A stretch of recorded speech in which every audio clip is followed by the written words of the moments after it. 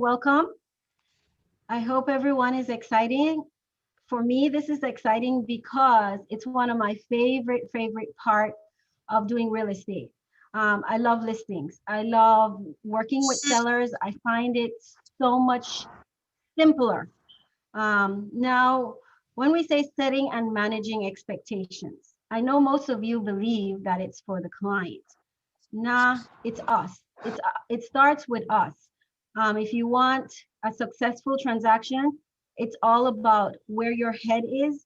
If you're going to go take a listing, it's very important in the first place to know the area that listing is in, to know what's entailed, especially because of COVID.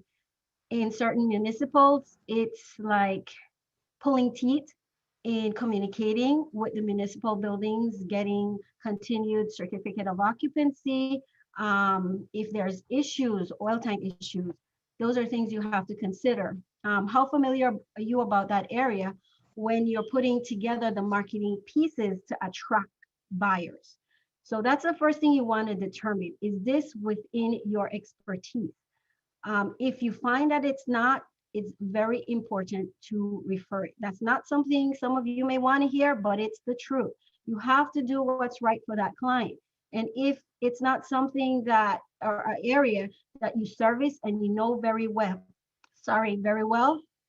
you definitely should refer it. You're not doing what's best for the client, and in marketing it, you're going to probably have buyers that will call you directly.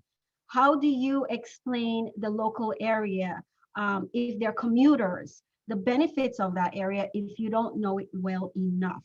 And of course, misinformation can also lead to litigation, which is what we need to stay away from. Okay, the other part, now you're meeting the client. I would, because we're in a technology age now, we can look pretty much anyone up.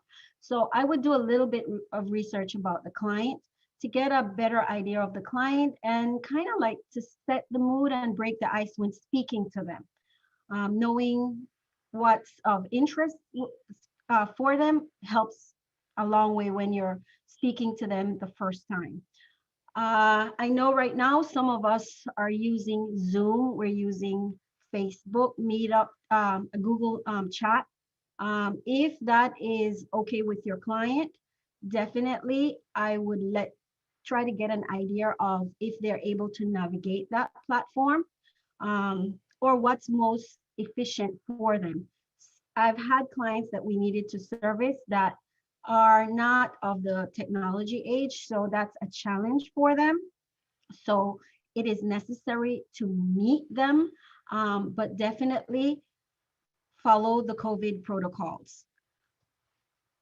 Now, when we're sitting down with these clients or we're on our FaceTime, I love to use what I refer to is the ready, willing, and able.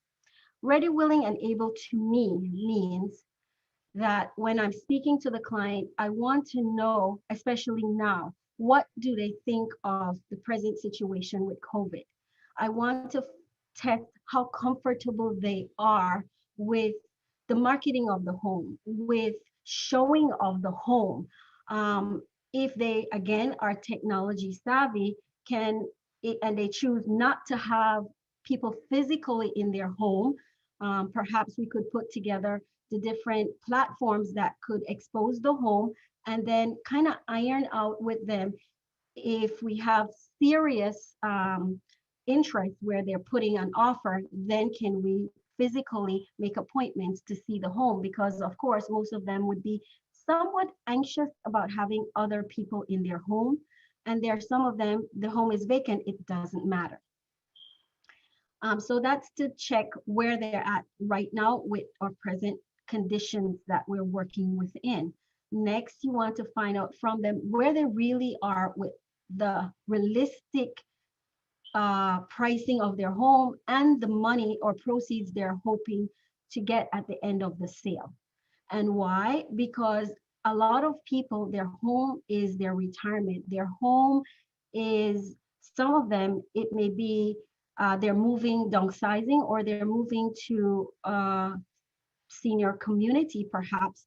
So you want to plan a strategy with them that incorporates what happens next and what about the proceeds. Share the CMA with them. We do the CMA, but in this market, it's somewhat challenging because we have right now a very low inventory, and that means we have a lot of buyers for a very small, I would say small amount of homes that are either in certain areas priced accurately. So you would have multiple offers in that incidence. So I would definitely, one of the reasons that I'm sorry, I would say that that also occurs is a lot of these are not being reported right away or being put through the reported to the municipal. So for or appraisers, it's a challenge right now to get a fair appraisal on those homes. So when speaking about the pricing, I would definitely discuss that with them. And this is setting the expectations because you don't want unrealistic expectations that you are not going to be able to meet for these clients.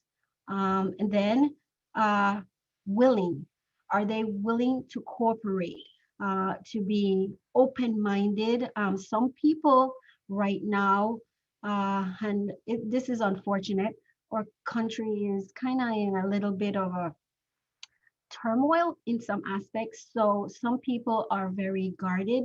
So that's one of the things you have to discuss. Unfortunately, we do, because we've had a situation where that came up after the fact. So I tend to find, and these things that I'm sharing with you today is from my experience. I tend to find that it's easier to speak and address it up front than being surprised and awkward later.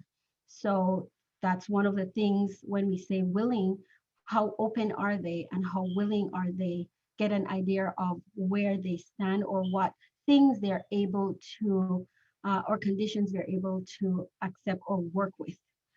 And finally, ready. Ready meaning now, let's say the house, we get a really strong offer within the first month. Most of us don't think that it will, but in this market, there's a great chance that that happens. What if it's a cash offer?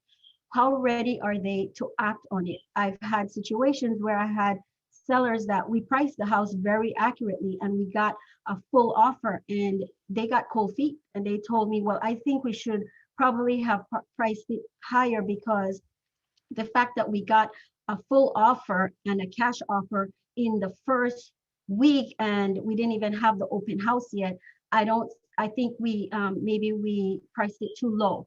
So these are things that I have experienced that have been somewhat, I feel, crucial to making that deal happen and making the client feel comfortable.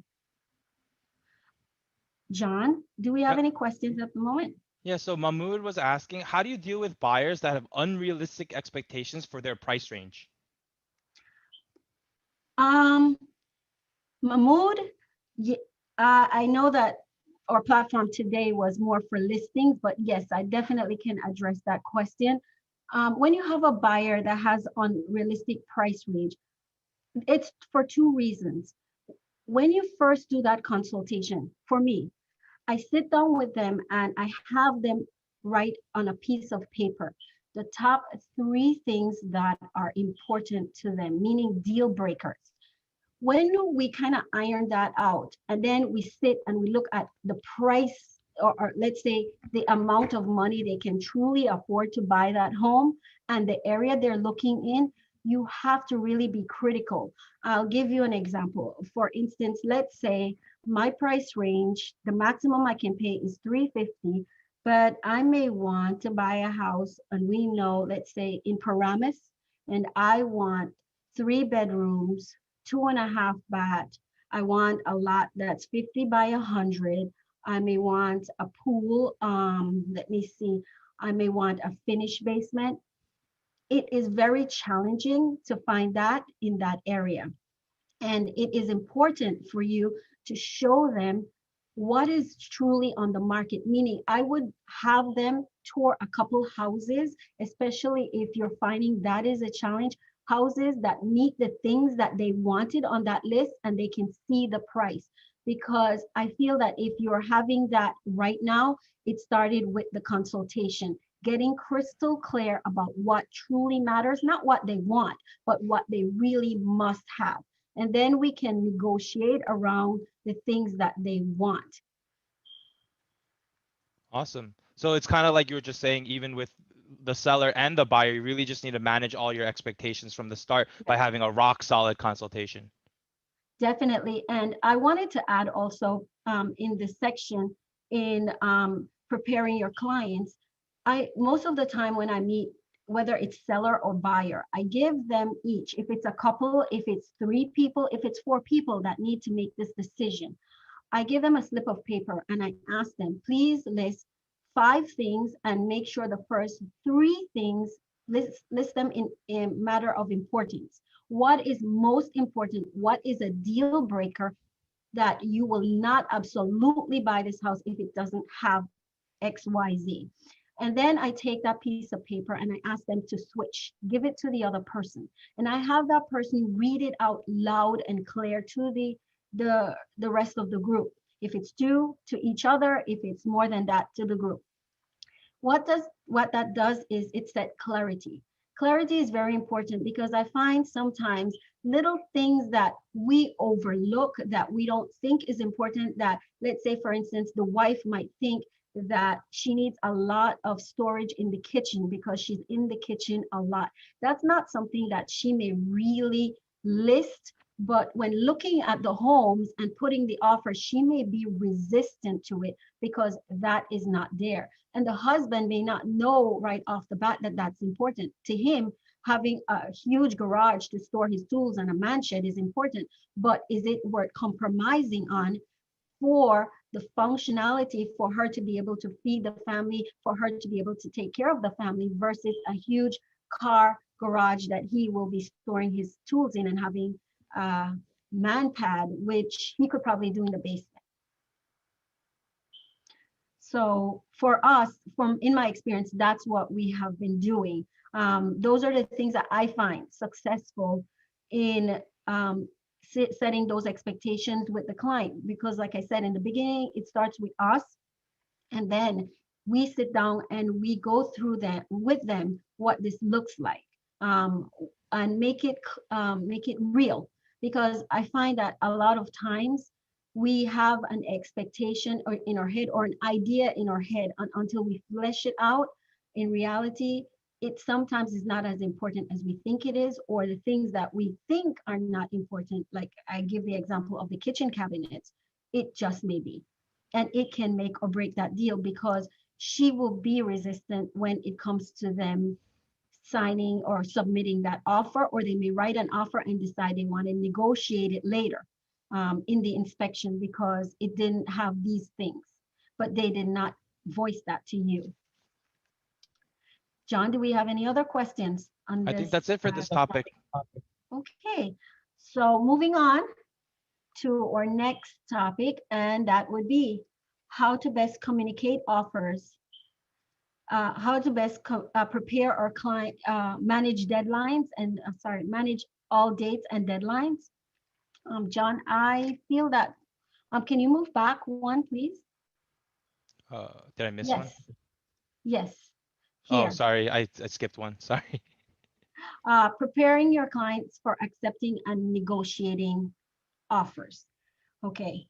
How for me, I find when we're speaking to our clients about negotiating the offers, we need to let first speak to them about what is an acceptable, first, even before that, what type of offers can possibly come in. By that I mean we can have offers, FHA offers. That means the first-time homeowners, the government financing mortgages or back mortgages. We can have FHA. We can have a cash offer. We can have offers with contingencies. We can have a seller, um, seller, seller um, uh, uh, contingencies, I'm sorry, on the terms of that loan, a seller concession, we can have as well. So these are things you want to address with the seller.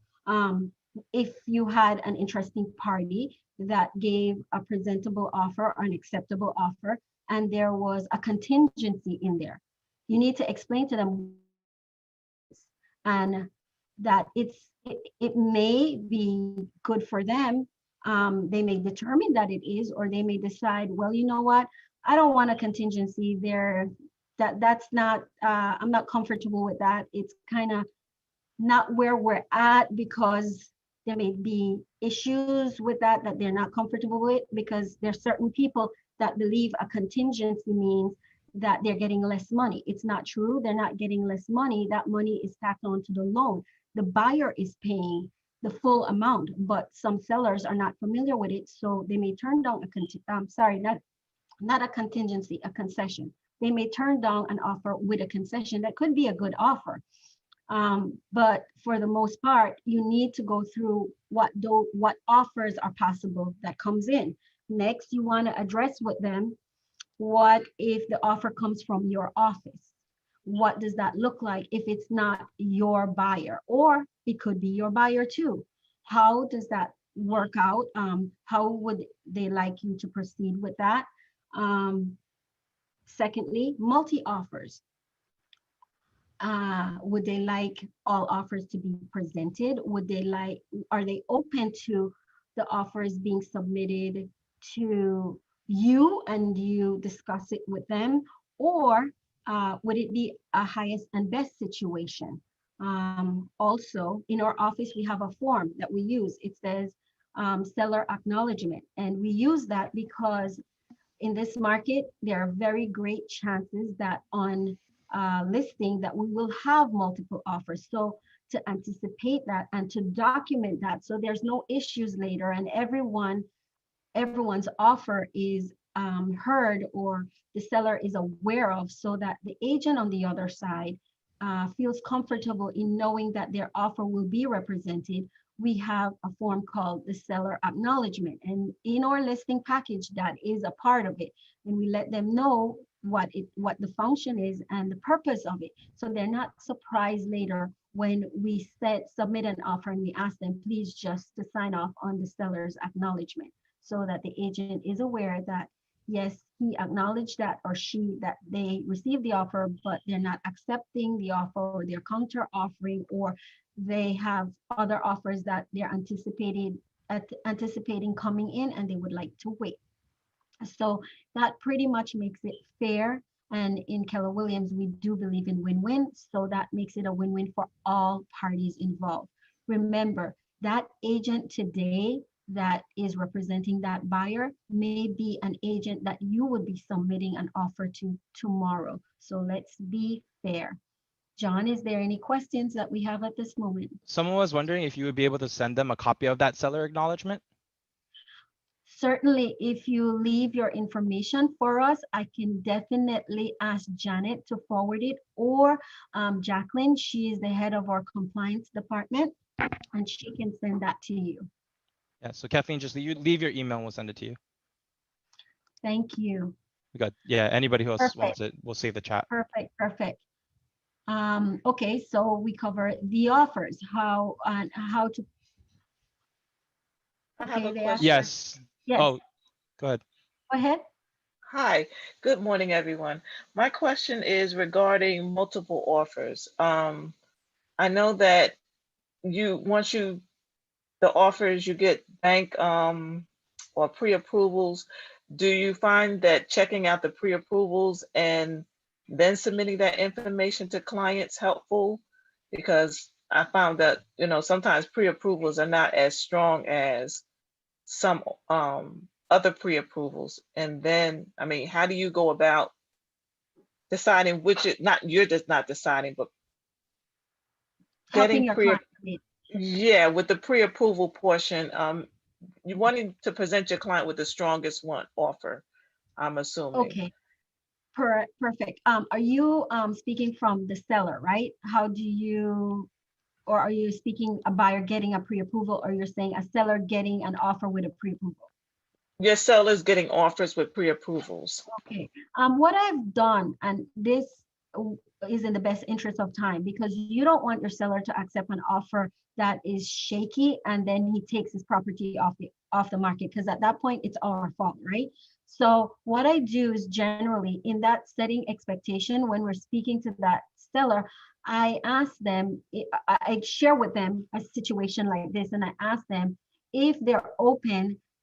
We can definitely have a mortgage company that we're familiar with. Um, Take that information and then just check it to make sure that it is a valid pre-approval, and then we can accept it. I've had that done before, or someone that they know of that is a mortgage rep, that they can have check the validity of that pre-approval. You can do that, and you can definitely reach out to the agent on the other side and tell them, this is one of my seller's terms in accepting your offer. It doesn't mean that they're running the credit, but they're validating the Pre-approval. the pre-approval to make sure that it's a strong pre-approval. And they can say yes or no, but in this market that we're in, I would definitely do it, simply because the opportunities, if that buyer would say no, they don't want that to happen, the seller definitely, especially if it's priced rightly, will have another offer in no time.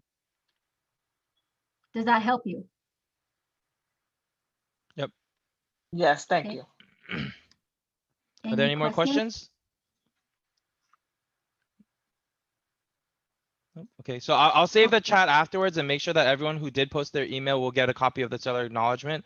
Our compliance broker basically said that it's an NJR form, but we will send it to you. So just feel free to leave it in the chat. If you have any more questions, leave it in the chat as well. Okay, also, okay, when we're speaking about offers, remember there can be written and verbal offers. Speak to your seller about this as well, because as a broker, I know that all offers must be acknowledged in the method in which they were received. So if you have a verbal offer, if you tell them when you're sitting down doing the expectation, that verbal offers simply mean that some other agent spoke to their client said they're interested, and they would tell you like some number. Let's say the house is priced at 350. They'll say, my client would really is really interested, and we would like to let you know we have a verbal offer, and the offer is 345. And our response to that agent, of course, is I will bring it to the attention of my seller, but until we have a written offer, we will not acknowledge the offer, or I don't mean acknowledge, but in the essence that we are not going to take it as a serious offer. So we will continue marketing the property. As soon as you can get us a written offer, it would be in the best interest of your client in tying up the property or getting us to the table where we can have an actual contract. In addition to that, when we are speaking, one of the things you definitely want to address with them is, when we have a successful offer, how do they want you to proceed with marketing the home? Do they want you to take the property off the market? Do they want you to continue showing them property? If it's not an offer that is an offer that they were hoping was strong enough, I would surely advise them to keep marketing the property, and they have the opportunity during attorney review to probably get a better offer. On the other hand, if you're representing a buyer, and if you've given a strong offer, I would make that a part of the terms in the contract. Additional provisions that I would request that until we're out of attorney review, especially in this market, that all other offers to be considered as backup offers. And that's to give your client the ability to get out of attorney review and not have to worry or be pressured by overbidding, the possibility of overbidding on a property, especially when we know for most buyers, it's emotional. Maureen, I have a question for you. Yes, You mean like if it's an attorney review, continue to show? Is that what you're trying to say? yes, exactly. Okay, once it goes under contract, obviously you can't show, correct? No, once it goes on the contract, you cannot continue to show, but there can still be offers that would come in. If there are offers that come in and we're out of attorney review, I would forward that offer to the attorney, and I would call my client or email my client and let them know that an offer came in, but because they have legal representation, I can no longer submit the offers directly to them, and I must submit it to the attorney. And we can always schedule a time that once the attorney has shared it with them, we can go over it if they have any questions. Okay, thank you. No problem. Maureen, can I just ask you a question? Sure. There actually is under contract continue to show. They Yes. can do that, and that's what the seller will have to sign, like you're talking about listings, when he lists the Yes. property. But Yes. the offers would be backup offers, but if Yes. after attorney review, you can show under contract only if the seller gives you permission, and then it's under contract, continue to Yes. show with offers as backups. Yes, exactly. Thank you, Jackie. I have a question. Yes. So if it's under contract, you can, if you're saying that as the buyer's agent, you can have it written in the contract that once it goes under contract, you can no longer show regardless, not regardless, but as a counter to an under contract continue to show? I would put it in the additional provisions on the last page. I would write in there, should the offer be accepted, and we go to attorney review, can all offers be considered as backup offers until attorney review have concluded? And the simple reason for that is because, and I would do it if my offer is strong, like it's a full price, I have a strong pre-approval and we have good terms on the down payment, I would definitely do it.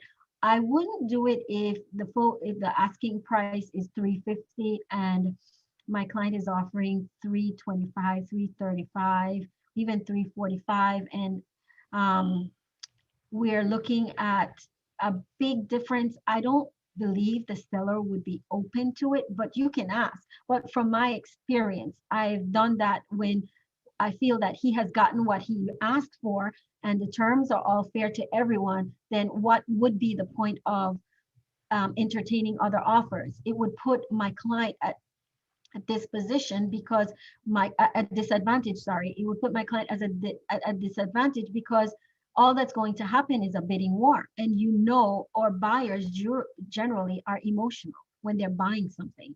Now it's up to the seller to accept it. Make sense? I hope that helped you, Lisa. It was does, one more- thank you. There was one more question from Jason. How would you know if a down payment is strong in representing the seller? Okay, how would I know a down payment is strong in representing a seller? For me, based on my judgment, FHA is a 3% down payment. I would say a healthy down payment is anywhere about 20% down, 25% down. I would deem that a strong offer. Maureen, let me ask you a question. Like all lenders are like, even when you call up like a lender, say we're working with like a mutual client and they are putting 15% or 20% down, they're all gonna like majority of the time, wouldn't they all tell you like, all right, they're pre-qualified, they have good job and all that, and then towards like the end of the day something happens and they don't get like the loan? Have you ever had that experience? Yes, I have, but when you say pre-qualified is not pre-approved. No, pre-approved, I mean. Okay, you want definitely a pre-approved. When I'm working with, again, my seller, I have vendors, I consult with them very well to let them know when we're getting an offer, it is okay if they're not comfortable with the offer. We can always get a second opinion on the qualifications of that pre-approval, right? That's the first part.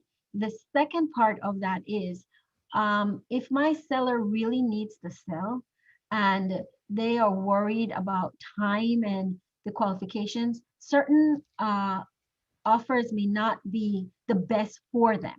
If they're an FHA offer with certain terms that my seller is not in a situation to be able to handle, because when you find that the offer isn't strong or it would not work out, generally it's somewhere within the mortgage terms.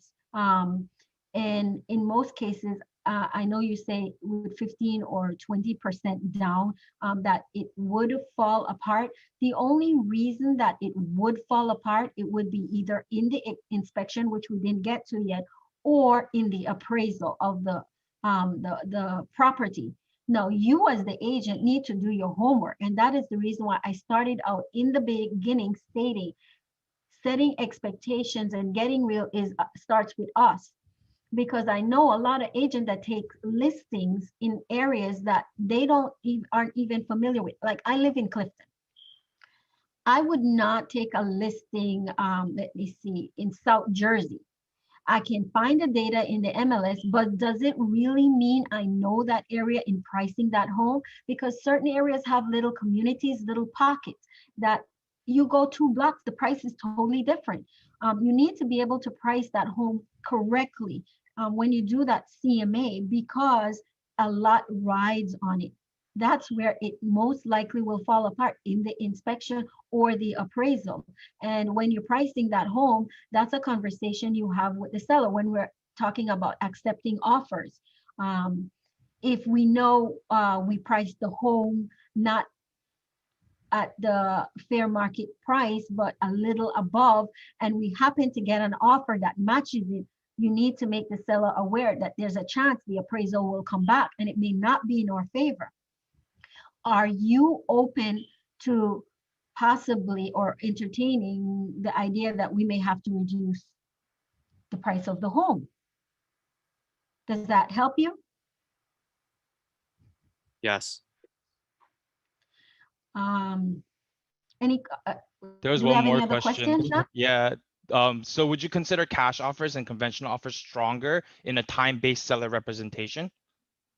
Definitely, I would, but even with cash offers, you want to see proof of funds. You need to see proof of funds, and not a letter that came from somewhere that was typed up. You need to see proof of funds. They can block out the personal information, but you want to see that sheet from the bank that shows the proof of funds. Because I've had situations where we have cash offers that later we found out weren't actual. Also, I've also experienced situations where we have offers where we get above asking, and in the inspection, the client plan was to kind of reduce the price to where they felt it should be in the inspection negotiations. So be prepared for that. Share that with that seller. I share that with the seller because that has been my experience, and I need to have a very strong game plan when it comes to handling the issues that may arise, because I don't want my seller to be nervous or overwhelmed when something like that happens. If we can discuss it, they know that I am aware of it and that I will be able to handle it with them with good communication. Okay. One of the things I wanted to also discuss with you is, it says go over important calendar dates. When I say this, it will lead me into where we just addressed very lightly inspections. So what I generally do with our sellers is I would go over with them what the transaction will look like. Okay, so we have attorney review. Then we have, after attorney review, we have inspection. Actually, even before that, we have the second deposit. That's due after attorney review concludes. We also need to share with our sellers, do they have an attorney? If they don't, I would give recommendations, and I'll highly advise them to call these people, get familiar with them, and choose one that they are comfortable with. Just because I recommend it doesn't mean they need to use that person. If they recommend one and tell me I have one, I'll say, great, do you mind if I reach out to that attorney and speak to them? Because I want to introduce myself to them and let them know who I am, and so that we can get on the same page once the transaction becomes live. When we have a live offer and we're going into attorney review, it is very good that he knows or we're familiar with the way we are going to work. And that also helps because sometimes attorneys, depending on the type of attorney they hire, it can make or break your deal. I've had clients that hired a divorce attorney, and this is not a joke. And that attorney was like, he was feel the way he communicated with the other parties. It seems that it was not. We're looking to win together. It seems that he is looking for problems or faults to see why this is not going to work, why this is going to fail, instead of being on the side of let's communicate and try to make it a successful endeavor. So definitely I speak to them about that attorney. Second deposit is due. Then I speak to them about inspection. I tell them the things that I believe will happen in an inspection. One of the things I advise them, especially in this market with COVID, to get an inspection done. Why do we want an inspection done? Because if there's any issues, I want them prepared to address them. If there's termite issues, we want that addressed, and maybe they can get it taken care of before we get to that point in the transaction. This is when we're listing the home, because we know that it will take a while for a company to come out there and take care of it.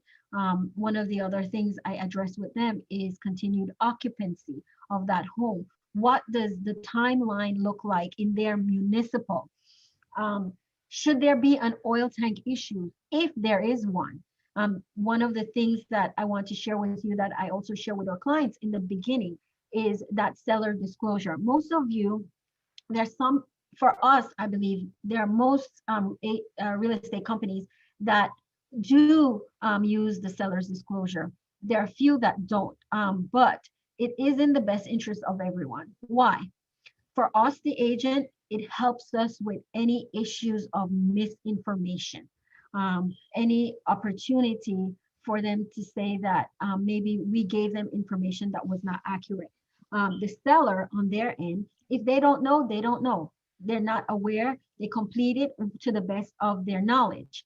But how does that help us moving forward with the issues that are at hand? Because if there is an oil tank and they have an oil tank, I would highly advise them, let's just get the oil tank checked out. Yes, it seems that it would be too much, but if your seller is serious in selling this home, no matter what happens, there will be an oil tank sweep. There will be a soil test if necessary. The more prepared we are for that, the smoother the transaction is. It doesn't become emotional. It doesn't become where the seller feel like, oh my gosh, it's so much money, I'm not going to do that, because in the end of the day, they still have to address it. It's environmental. So you want to walk them through that. You also want to let them know the new buyer that's buying your home, they haven't lived in here. They don't know all the quirks about it. So some of them are anxious, and little things that could be fixed may make them concerned.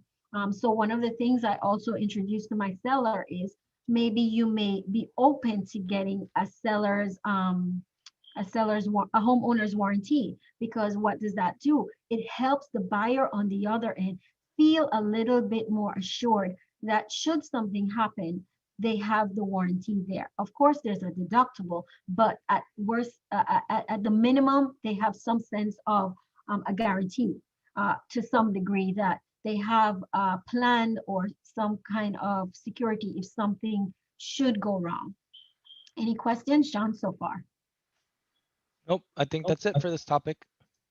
Okay, so when I go over the inspection, the deposit, the appraisal, the certificate of continued occupancy, I date these on my calendar. When we date them on the calendar, it's important to send an invitation to your client, because now it's a date that one reminds you, and you can follow up with them in addressing where we're at, how we're going to proceed, because all of this, when you speak to them in the beginning, they won't remember half of it. a week later, 2 weeks later. But it's good that those calendar dates are there because they're constant reminder and they're good communication. So they always feel that they're a part of this transaction, they're part of the deal, and they're not surprised, or they're like, oh my gosh, I didn't remember that, how come you didn't remind me, kind of thing. Okay, moving on to the next, managing all dates and deadlines. There we go, managing all dates and deadlines. Those again are those critical dates that we just discussed, inspection, appraisals. One of the other things that I actually remember that I didn't share earlier on is one of the issues that we've had also besides the oil tank is if it's a multifamily, what do you do? Remember, we're in COVID. Our governor has given the ruling that we cannot evict any tenant. So if it's a multifamily, if the seller lives in one of the unit, that is great for you because we know the seller will be moving. But if it's tenant occupied, that would be a challenge because the tenants we can't just evict them. So one of the things you'll have to consider with that seller is, can we make it uh, a win-win in the sense of assisting that tenant financially in having them move somewhere, if that is possible, and you can address that upfront when the house when we get that offer and we get to the commitment, when the commitment is received, I would say somewhere about after the appraisal, and we get the appraisal under, we would then speak to the the seller again and then remind him of our conversation, and then see if we can reach out to that tenant and start working on possibly assisting that tenant to relocate. We may be able to assist them financially, or we may be able to find some place that they can move to. Okay. John, any other questions? That's pretty much all I have for managing all those dates and deadlines. All right. So we're now at preparing them to move, or preparing them for that move. If in the beginning when you spoke to them about moving, I generally do, because depending on if they're moving out of state, if they're staying locally, one of the things when you're staging that home, it helps them if you have I think there are these cubes that they kind of bring them by your property and you can fill them with items, and then it can stay there until they need to move them somewhere, or sometimes they can store them for them. If they're not moving out of state, storing them may be good, and then later move it to wherever they're going to be relocating to. But I definitely go through that, find out where they're relocating to. Do they need assistance with that, with the logistics of that? Maybe it's a good thing for us because they may be buying in our area. So now this just became a double bubble for us. Going down, we have a checklist that we share with our sellers to help prepare them, to remind them about the mail, about getting the meters read, because they'll also need that for closing documents with their attorney. So these are the things that we generally go over with them and schedule. I would start preparing and going over the move again right after we are done with the appraisal. Like I shared with you, I'd speak to the tenant at that time. That's at the time that I would be speaking to my seller about fleshing out all the details about their moving. One of the things, because we're in COVID, that we discuss upfront, but I will remind them at this point, is getting that property clean, getting it cleaned by a professional company. And that is even more a great selling point for those buyers when they're coming and putting an offer, some peace of mind.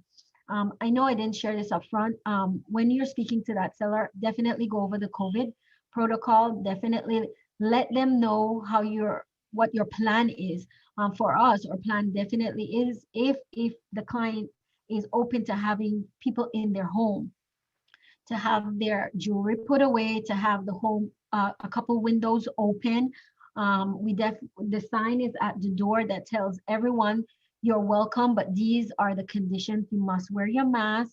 Here are the gloves. Here's the sanitizer. We're only allowing, prior to this, it was one person, but I believe we can do a couple if it's a couple, because now the governor has changed how many people and can be in a space, and indoor dining, but no one is allowed to leave your presence. You will be the tour guide, therefore you're locking the doors. Of course, we did that not when it's COVID, but even more so now. And they must register because it's important for your client to also know who was in the home. So do we have any other questions, John? Nope. Uh, I pretty much reach our conclusion, and this is quicker than I thought it would be, in anticipating what we needed to touch on. All of these can be more detailed, but these are pretty much the highlights of what we go over when we're speaking to our sellers. And because this is Listing Mania, I can address how we work with buyers if everyone is open to that. I just addressed these top ones because it's like I shared Listing Mania. Is anyone, are you guys open to discussing buyers, how we work with buyers in given preparing them for the transactions in COVID? Yeah, you guys want to learn about buyers? Yes, please. Yes. Yes. Sounds. Also, just a heads up, Jackie Fortino just wanted to let you guys know that she sent the email out for the owner's acknowledgement form. So thank you, Jackie. Now, when we're dealing with buyers, getting a buyer ready, willing, and able is a little bit more challenging than a seller, because a seller just know I need my house sold. I need it marketed as much as possible. And some of them may tell you where they want it marketed. And they want to know, they want to be assured that their property will be in good hands. And at the end of the day, that you will be there if they need you. With buyers, it's a little bit different, because with buyers, we're now touring homes, we're now seeing homes. And in this market, it's very aggressive, very competitive. The better prepared your buyers are for this market, the better of opportunity for them to be successful. What do I mean by that? Let them know, first, we need you to put your offer in the strongest position. So let's walk through this. Did you get pre-approved? If the answer is no, here are 3 vendors. Please reach out to them. I would reach out to those vendors. And before I do that, also, I would ask them, is it okay if I share your information with these vendors and expect a call from them? Once we've done that, I will let them know. If they have their own pre-approval and they came to me with one, I'll say, can we schedule a date to speak to your vendor? Because we're a team and we need to put together a game plan now. And I would speak to that vendor, and I would find out from that mortgage rep, what does this pre-approval really look like? And then I would play out the scenarios based on what this client is telling me they want, that we need to be prepared for. We may need to put multiple offers on different properties. We may need to, in some cases, they may be writing an offer and then later seeing the property after. It may be an advantage because while everybody else needs to schedule an appointment, we can write the offer. It can be a strong offer, but definitely put in the offer that we submit that this is contingent upon them seeing it. I would schedule the inspection at the same time that they go to see it, because the less exposure our clients need to have, the greater it is given the sensitivity of COVID right now. Sitting down with them and fleshing out, definitely that two pieces of paper, guys, believe me, it makes the world of a difference. You don't have to anticipate, I'm going to drag these people around for another 3 months, because it can be 3 months, because right now there's a limited amount of inventory. The clearer you get on what they need, not what they want, what they absolutely need, the better you can write that offer, the better the chances of them getting they're getting to their goal of finding a home. Um, I always go over with them. Again, inspection. What does an inspection look like? Don't get scared. Don't get worried. Yes, in the terms of your offer and your contract, it says if the seller does not uh, isn't open to addressing these issues, they can definitely cancel the contract. Now, where do we live? The Garden State. Guess what's in the Garden State? What's in the garden? A lot of bugs. Guess what? They're termites. I very rarely come across a house that never ever had a termite issue. It can be addressed. Don't be too concerned. It's not going to affect your ability to have a whole home, a complete home. It's not going to. I tell them about, of course, oil tanks. I tell them, of course, about how it could be remediated, that there are options for us to do so. When we're offering, let them know it's not we're going to offer or we're putting an offer but in the hopes of negotiating it back down later, because a lot of them will tell you, I have family members that did this and they did that, and that is great, but do you want to move into this home by this deadline, or do you want to lose it for a couple of dollars for something that could be uh, addressed, could turn out to be a win-win for everyone. I've had situations, and to share, I believe one of our guests on the presentation today shared with us that what do you do with unreasonable buyers that are, I guess, would be priced out the market. Definitely when going over the pricing of homes and what is realistic, let them know that when they're writing this offer, we're looking at the home not from the perspective of the people that are living in it. Because a lot of times when buyers look at homes, they look at it, oh, well, the layout is this way, oh, it's over cluttered, oh, but it's not bright enough. There are a lot of things that can be done cosmetically to a home that will make it their home. You have to be kind of like the visualizing person for them. You have to create that image for them when you're walking in that home, because a lot of them don't see what the possibilities are. They just see what is physically there based on the people that inhabit the home. John, do we have any questions now? We have a lot of questions. Any advice to make a buyer's offer more attractive if they only have 5% as a down payment? Yes, they can have timelines. They can, if it's 5% down, if they're handy, there's certain things that they may be able to do themselves on their, that they could probably overlook, that if it's not an inspection issue I'm speaking of, but definitely they can have timelines. Timelines is one of the greatest things. And what do I mean by that? Their flexibility in the timeline. Maybe the seller, and one of the things I would say, if you're the buyer, I would try to speak to that agent and find out where the seller is. How soon do they have to relocate or move? Because that will give you an opportunity where the timeline are concerned with the home.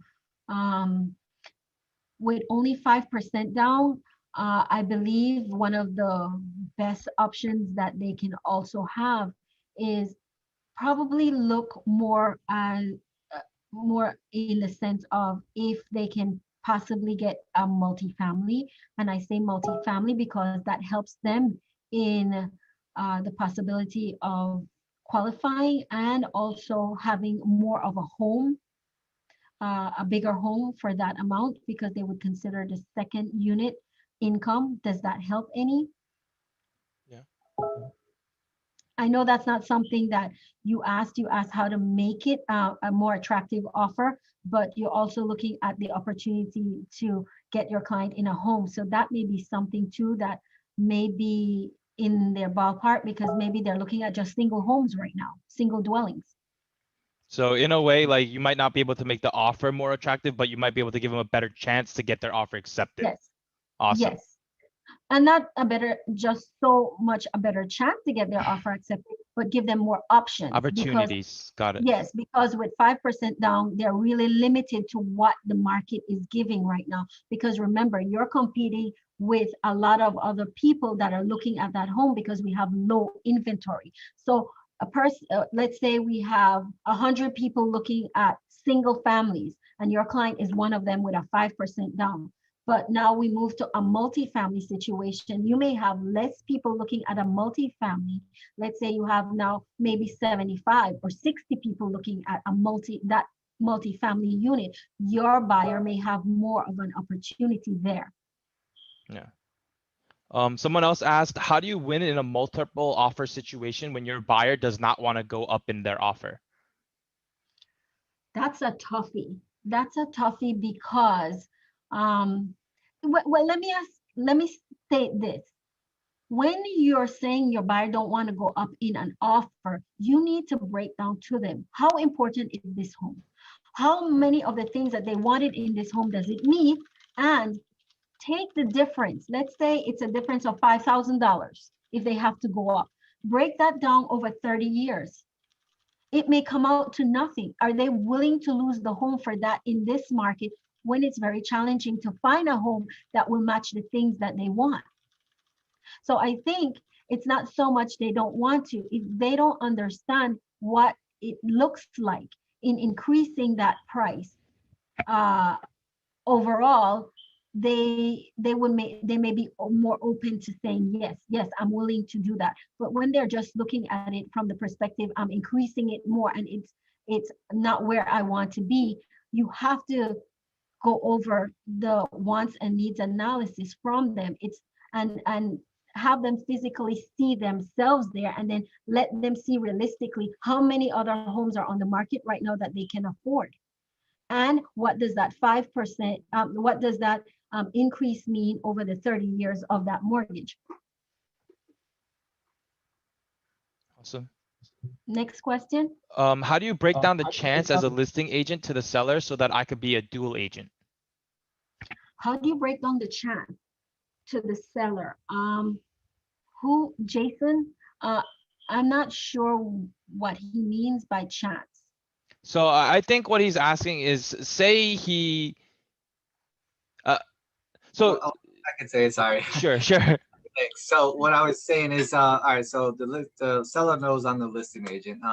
Now how would I break it down to him to say that, there could be a buyer that, calls me directly and wants to put in the offer with me? Like, how could I break down that he's gonna trust me, or how would I make him feel comfortable enough to explain that? Okay. In your package, in your listing package, in that it already states that should the opportunity arise that you may become a dual agent. But when you're saying this to him, remember one of the values that you brought to him was getting what? What does he want? He wants a buyer, right? The reason he listed with you is to get a buyer. Right. So isn't that part of your job to get a buyer? Yes. Okay. That makes Okay. sense. Yes, that's what he's really paying you for, to find a buyer, a qualified buyer with an offer that's acceptable to him. What you need to explain to him is dual disclosure. What does that look like? Now, there are many, there are people on the fence about this. There are people for it. There are people against it. I believe that if you're disclosing to everyone and you're being fair and honest with everyone, there shouldn't be an issue.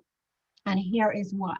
When you're speaking to the seller, you let him understand in a dual disclose situation, what it simply means is that every uh, every everything except the motivation of and whatever you deem not necessary or you don't want disclosed, I don't have the liberty to disclose.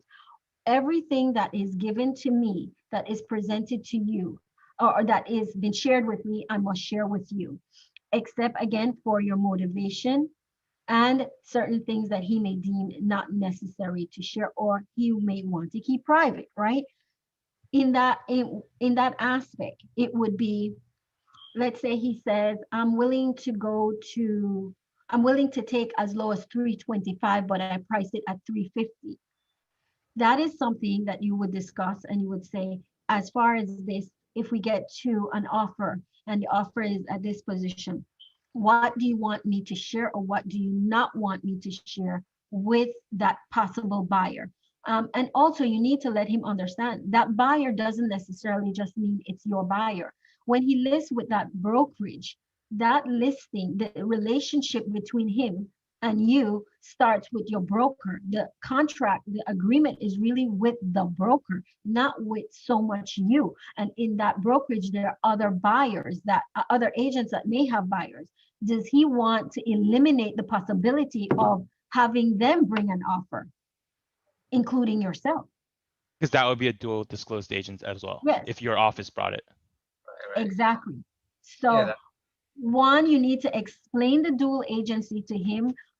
Go over that. If you have a broker, speak to your broker, or speak, if you have a compliance, a director of compliance, you speak to them and have them walk you through it, because it's very delicate, a dual agency. And you have to understand, when you speak to the client, or you speak, even if you need their assistance, it would be good for them to explain that as well, should that opportunity arise, what it's going to look like, what will be shared, what won't be shared, and that really it can be a very successful opportunity and a great one for him, because the reason he hired a brokerage is to give himself every opportunity possible to get a qualified buyer.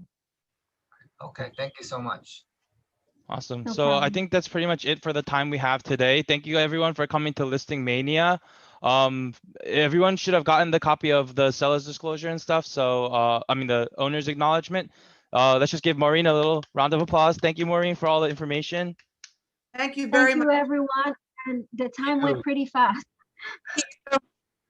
Yeah. Thank you, Maureen. That was very helpful. Manana. All right. Thank you so Make much, it a good everybody. day, everyone. Thank you, Maureen. Great Bye. section. Have a Have great a day. good Take care, day. everybody. Thanks, Bye-bye. Sean. Take care. Bye-bye. God bless. Bye. Thank you, Maureen. Excellent session. Yeah. Thank you.